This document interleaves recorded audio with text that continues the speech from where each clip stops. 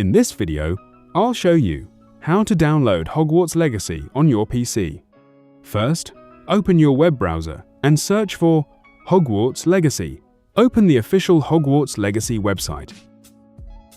Then click Get Now in the top right corner.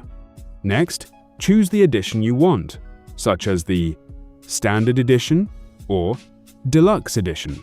After that, select PC as your platform. You'll now see purchase options for Steam and the Epic Games Store. Choose your preferred store. In this video, we'll use Steam.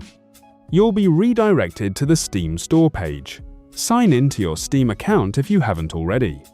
Scroll down, click Add to Cart, then proceed to Checkout. Select your preferred payment method, enter the required details, and complete the purchase.